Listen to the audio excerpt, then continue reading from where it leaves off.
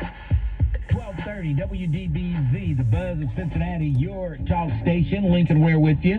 Before we go to Trucker Mike, Ray, Joyce, and David Whitehead, we've got my good friend, Dr. Kappa from the Urology Group. And welcome to the show, Dr. Kappa. How you doing? I'm doing great, Lincoln. It's always wonderful to be on your show, and it was great seeing you recently at the Black and White Cancer Survivors Gala. I'm glad we got to reconnect there. That was a wonderful night. That was a great event, and you always do a great job up there talking about prostate health and everything. So today is International Men's Day. What is that? Yeah, so today is International Men's Day, and I think it's a great time for us just to talk about something that you share with your listeners, Lincoln, again and again, and I love talking about it. I'm really passionate about it. I know you are too. It's about men being proactive with their health, and there's many ways to do that, but the thing that we always like to share to the community and to your listener is how common prostate cancer is.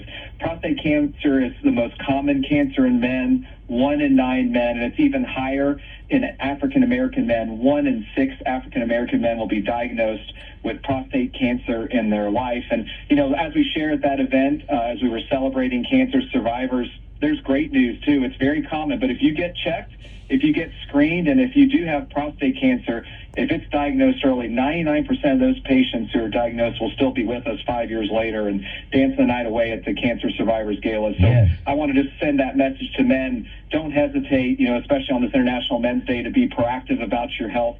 Give your doctor a call. Come see us here at the Urology Group if you want to learn more about prostate cancer and how to get screened. The bottom line is early screening matters, particularly for those high-risk groups, starting as early as 40, knowing your family history, and then knowing your number, which is your PSA. And we could talk more about that, but that's really my main message on this International Men's Day for your listeners. And you're using artificial intelligence to treat prostate cancer. How does that work? Oh, yeah, no, so we have I appreciate you asking that. Everybody talks about AI this, AI that. What are we doing with artificial intelligence in medicine? Well, we have a new treatment here at the Urology Group called adaptive radiation therapy. And what this is in the previously we would treat patients with prostate cancer with radiation and surgery, but for radiation we would plan, get some imaging, and do the 5-day treatment and sometimes longer. But now we have a new tool called adaptive radiation therapy, and it gives real-time planning modification using each patient's own biology and how that changes over the course of treatment, and adapting that treatment every day using a variety of AI or artificial intelligence tools. So we're really excited to offer this to our patients. We think it's the next step, the next evolution in the advanced care that we can provide. And so this is one of those things, you hear the buzzword AI, what does it mean, in my life? And for prostate cancer patients, it can really make a difference. If I see one more commercial about low testosterone, I don't know what I want. I mean, why all of a sudden everybody's trying to push this testosterone stuff on people now? What's up with that? Oh, man, Lincoln, we've talked about this before. It's an important topic. I think a lot of guys, again, they would ignore getting checked, ignore getting their prostate cancer screening, their PSAs, but they may also ignore symptoms where they're tired, where they have low drive, low energy, and erectile dysfunction. And so, a lot of times men will ignore those problems, but underlying that can be a testosterone problem. We do evaluate that as part of a comprehensive look into every part of a guy's health. But let me just kind of simplify it. And I know, Lincoln, we've talked about this too, is get back to the basics. Yes, testosterone can be a problem, but if you're getting good sleep, if you're exercising, incorporating strength training, good nutrition, these things make a huge difference in your energy level and your testosterone level. Now, that said, those ads you're here, and they're there for a reason. A lot of men do, despite doing these healthy lifestyle things, still have low testosterone levels. And so we encourage guys to get checked if they're struggling with those symptoms. You can definitely benefit from treatment, but a lot of times the lifestyle modification, doing the right things day to day makes a huge difference in patients' lives too. And then I saw one that they were talking about injections. That kind of hurt just to hear them. So they have some kind of injections you use. What's up with that? It depends on what you mean by injections. Well, and where. If we're talking about testosterone, no, right? No, not testosterone. I'm talking about for ED. Oh, yes. Okay, yes. So going from testosterone to erectile dysfunction, yeah, there's a whole variety of treatments. You mentioned one. We'll get to that in a second. But you can do, everybody kind of has heard about the pills. That's an option for men. Again, I encourage you to have that conversation with your doctor. There's really effective treatments. But what you're talking about is, yes, there are injections that you can do that go directly into the penis, and that may shock your listeners. That hurts to hear you say it. You weren't expecting to hear that on the radio today, I know.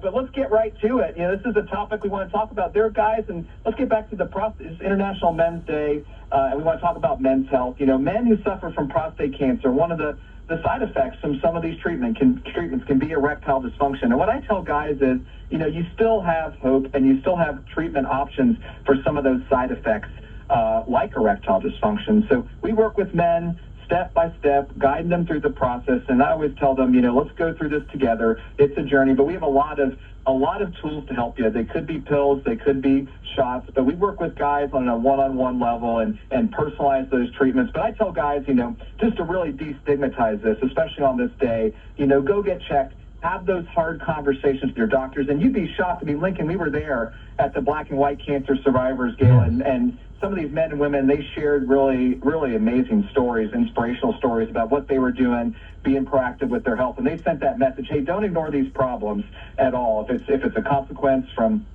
your cancer treatments, be proactive, have conversations with your friends, go talk to your doctor, be proactive about screening and prevention as well. So, I'd say there's a ton of treatments out there for ED. There's a ton of treatments out there for testosterone. And, we encourage men just to come in and have that conversation with us. Yes, all right. And they can find you at the urology group. They've got locations where? Blue Ash, Norwood, and what's the other location? Yeah, we have them all over the tri-state area in Kentucky and even in Indiana, Fairfield, Blue Ash, Norwood, Middletown. We have many offices, and if you call in to us, we'll get you to the right place that's closest to where you live.